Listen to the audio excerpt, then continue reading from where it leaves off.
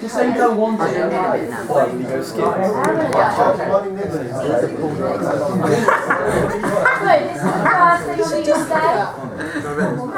I'll have it you all know. Just do it. I'll make it on. Just do it. Yeah, you are.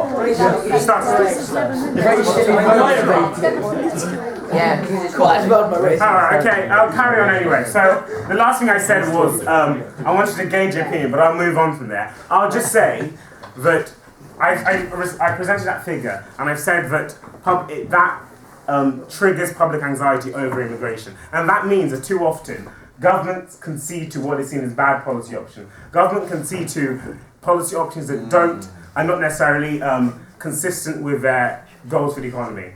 And recently, a group of economists wrote a letter to the Financial Times attacking George Osborne and attacking his policy, his proposal to limit the time that non-EU immigrants spend in the UK, and to also curb policy that limits the time they stay here unless they earn a certain amount.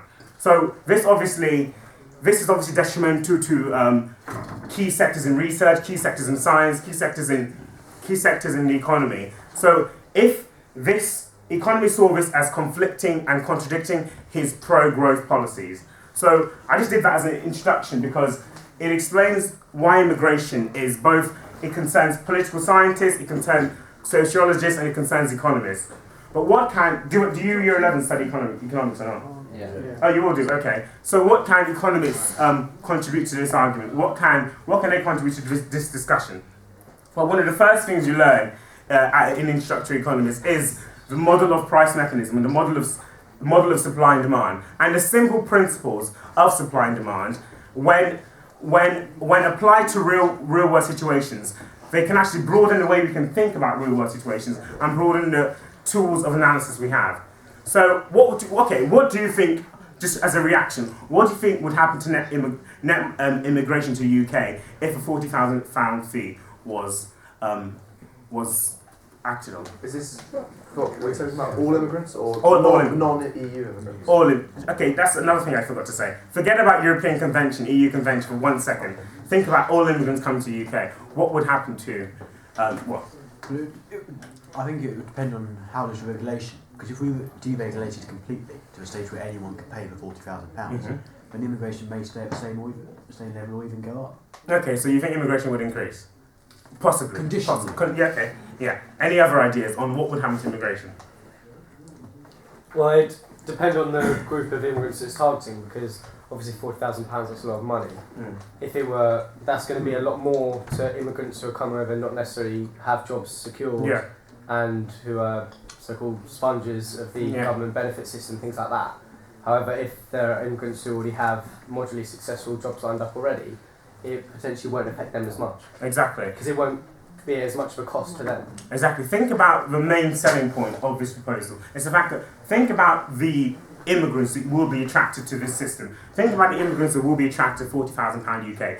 These are the most economically active immigrants. These are the immigrants who are perhaps young, perhaps skilled immigrants. These immigrants are willing to make a long-term commitment to the UK. So that is the main selling point of this proposal. You're attracting far more skilled immigrants than you would under the policy we have now, and also the sponges would not be attracted to this system. But what's the main downside to this? Do you think then? It could disincentivize some of the workers who would be productive and would contribute to the UK economy. Coming here. Yeah. Okay, yeah, that's potentially an idea. But what I see, whenever I talk to people about this, the main opposition to this is unfair. So it's an issue of equity. Why shouldn't a poor Nigerian become a rich Londoner? Why shouldn't there be international social mobility? Why should the UK be restricted to only skilled immigrants? So there's an issue of equity here. But my point is a system where pricing controls who comes to the UK, is a system where the only restriction to coming to the UK is the ability to pay that £40,000. Is that any less fair than the current system that limits immigrants on the grounds of ethnicity, occupation, basically our current system is organised through manpower planning, where officials make decisions on which occupations need more people. Rory. Based on that, it would, if you made it a £40,000 fee, it would take away a lot of the low-level labour, which is disproportionately taken up by immigrants. Yeah. So and which we rely upon. Well, okay, I will come on to that. I will come on to that later. As you're talking about nurses, teachers. Well, are you talking about really low? Sometimes lower, more low-level cleaners and. Yeah, which is taken up disproportionately if you look at the population and how many. Okay, that's a valid point. But are they as economically important as potentially skilled immigrants, engineers, scientists? Are they as economically important as the potential pool of skilled immigrants we could attract under this policy? Singularly, no. Mm-hmm. But in the single, well, at one at a time, probably not. Okay. But as a group, they're very important. I take that point. Robert, you had your hand up. I think it's worth considering things like nurses here, who also tend to be, there's a higher percentage of immigrants there than the general population. And if they aren't earning enough, £40,000 would be severely prohibitive, especially when compared with increased living costs that they face in Britain.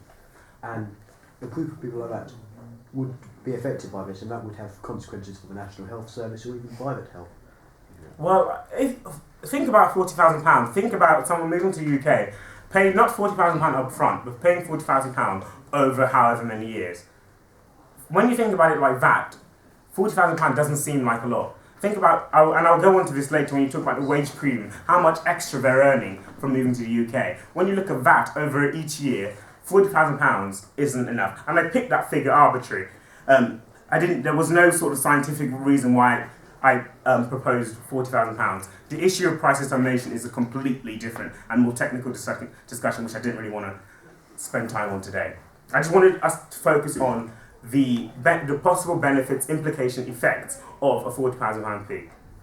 So I've talked about the fact that economically able immigrants will be attracted to the UK. So next point. So why I think it's such a good idea. This is coming from someone. I'm an immigrant myself. So this policy, I personally believe, will increase net migration. When you look at a lot of skilled people can't get into the UK. A lot of skilled immigrants are turned down from the UK. So if the only restriction to come to the UK is the ability to pay £40,000, far less people, far less ambitious, skilled, and people who are willing to make a long-term contribution to the UK will be turned down. Yes. There is, of course, just a slightly unrelated one, but the idea of security here. Mm-hmm. There might be people who we don't want coming into the United States. Okay, yeah. So we'd have to have some sort of border control, and we'd have to have some sort of restrictions. Criminal check. Oh, you'd have the basic criminal checks, and you wouldn't have a murderer from, Ghana coming here. You wouldn't have that sort of thing. You would obviously have basic criminal checks. You're not Ghanaian, are you? No. No, not you, Batman. Sam. Completely wrong then. Okay. Kingsley, how many people do you think you're going to be able to offend in this? Well, I'm going to go around the room and see, each person. So I'm talking about this is a system where only the basic criminal checks would restrict people coming to UK. But is anyone here that would? Oh yes, Steve. In terms of how would this work? Because I came from South Africa originally. My father moved because he got a job here, but then obviously he had to bring all of us because he wanted us to be educated. Would he have had to pay 40,000 on each of his 5 kids? No. See, that would be no. I don't think that'd be fair. I think you'd have to pay extra for each person he brings in, definitely. But to pay £40,000, no, I don't think that's fair. Except, of course, a child is a burden on society.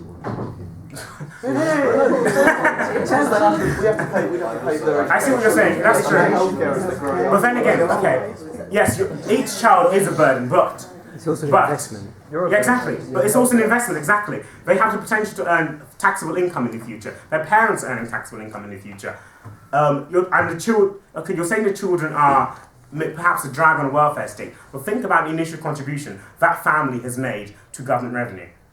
Does that not offset over the lifetime? So you're saying is education not worth, perhaps for their whole lifetime, not worth say £40,000?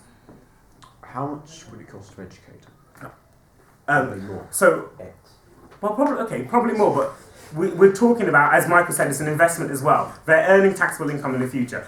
they would not. You wouldn't have to pay £40,000 for each child. I don't think that's fair, but you would have to pay for each extra person you bring. And I'm glad everyone's picking holes, because there's so many holes to pick, and I'm aware of most criticism, so I'm ready to respond to most criticism about this idea. But this is why I'm presenting it in this sort of arena, because it's such a. I'm not sure even I agree with this idea. I'm not sure even I'm sold by this idea. That's why I'm presenting it here. So I've talked about free migration. I've talked about that the only restriction would be basic criminal checks, but. Would anyone here support a system where completely because I would dissect a system of free migration, but would anyone here support a system where there are no restrictions to immigrants coming to the UK? Would anyone support that? Because if no one will, I won't bother. I'd support it in principle, but obviously you have to have the basics sort of. You don't want sort of mass murderers coming over. No. So you. Okay. I support the freedom to move, like borders. So complete freedom to move. Yeah, complete freedom. See, the only reason why I'm not